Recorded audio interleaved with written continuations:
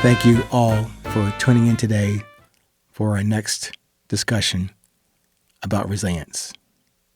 Remember, this is part 2 of the audiobook conversation.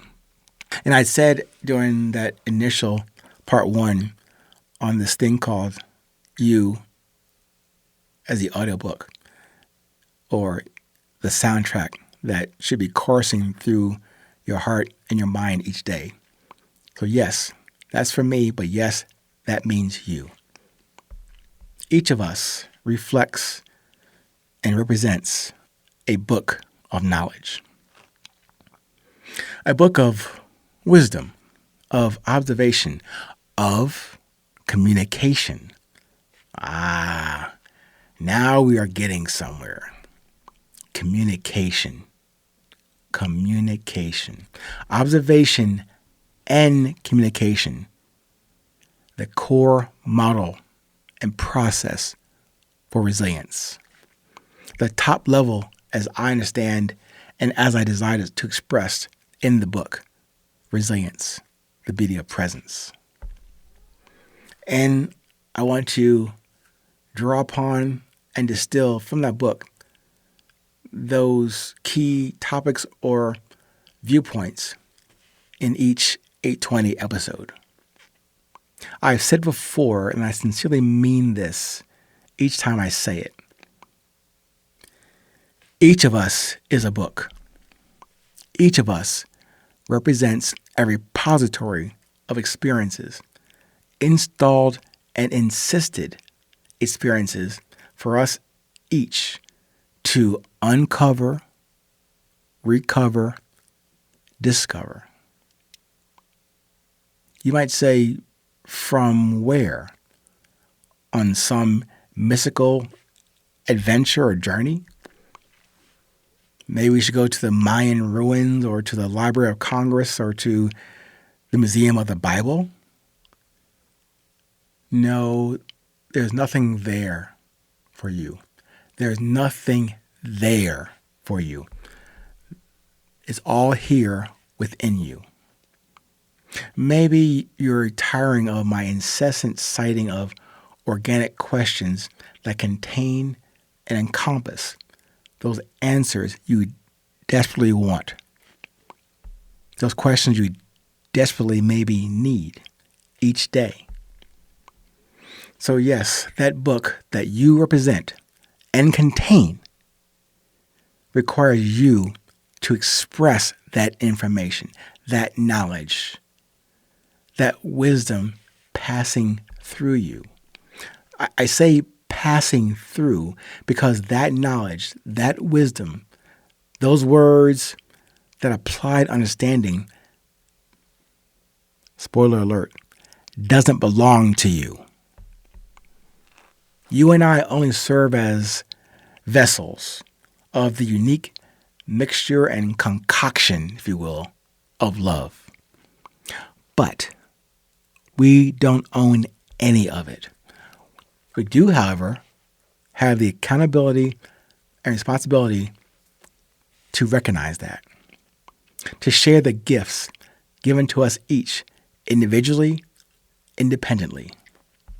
But also, it is our duty to deliver our purpose and message to the collective. First to and through the way station of our Creator. Then to ourselves. And then to others. Yes, in that order. And that's an order. I'm just kidding.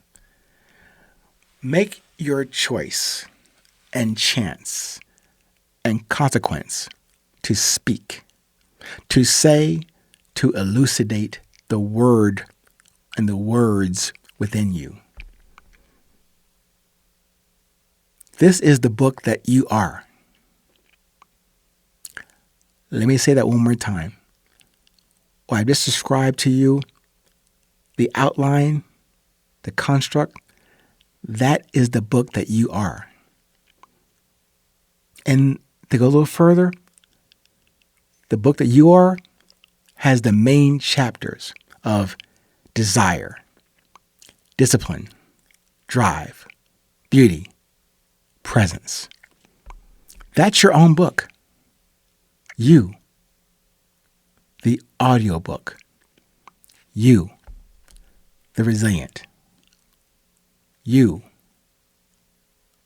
the common source that's not unique to you. The mixture is unique, how you were put together, how you were constructed. For me, for example, I'm pretty much a reverse engineered project. Like I'm built differently, mentally, spiritually, how I talk, what I do, how I dress. I kind of do things. Yeah, here it is.